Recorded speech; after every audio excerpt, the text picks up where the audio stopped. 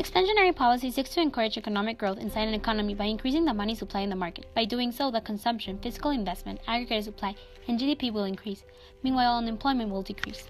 When Chavez became president, the country was going through a moment of recession and it had been stagnant for years.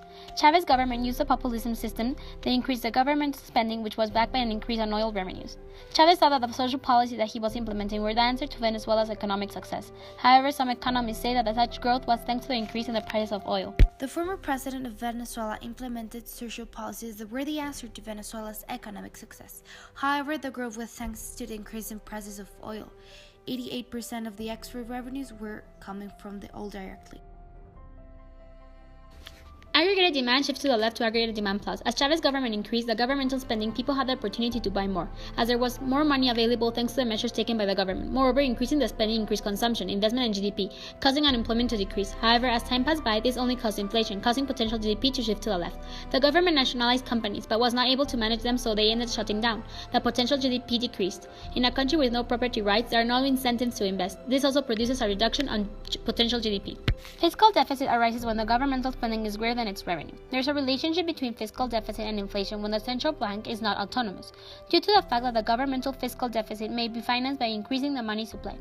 When a country undergoes fiscal deficit, inflation will increase. Due to this, you need an autonomous central bank to control the inflation the country is undergoing. Capital flight is the withdrawal of financial assets or capital from a nation where there is political or economic instability in the country. There was a capital flight in Venezuela because the government tried to control private sectors and set up imposition to businesses. This drastically affected the economic growth of the nation because when an enterprise is out, it takes with them the human and physical capital. When there is a political or economic instability, it means more risk for the companies and private sectors.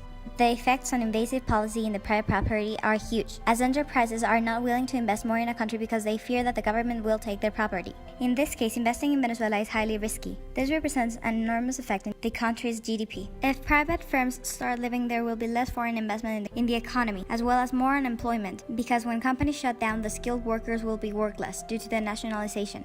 As a result, this will reduce the potential GDP, shifting it to the left. And the aggregated supply will also shift to the left because of the nationalization. In the middle of the 80s, Jaime Lucchini's presidency, the country was undergoing an increase in foreign debt, fiscal deficit, and inflation. In 1989, Carlos Andrés Pérez won the elections and tried to restore the economy, but it was very hard because of foreign debt.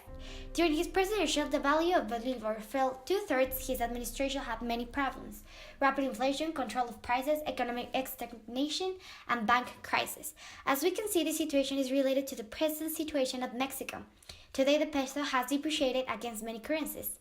The inflation is expected to grow from 3.5 to 5% at the end of the year. Hugo Chavez arrived with the advantage, and because the things in his country were not doing well, he implemented populism government that brought monetary expansionary policy that resulted in a hyperinflation and economic crisis. We believe that there is no such objective comparison because Mexico and Venezuela have different societies and different type of government. The problem with Venezuela is that non-monetary policies, social, legislative, constitutive, ended up affecting the performance of the economy. Mexico has an autonomous central bank that has kept inflation extremely stable, except for this year. Another difference is that foreign investment in Mexico is growing in very interesting levels. Although there was a lot of capital flight in the 90s, the economy has grown, and we have incentives for investment that turn increases for consumption and GDP.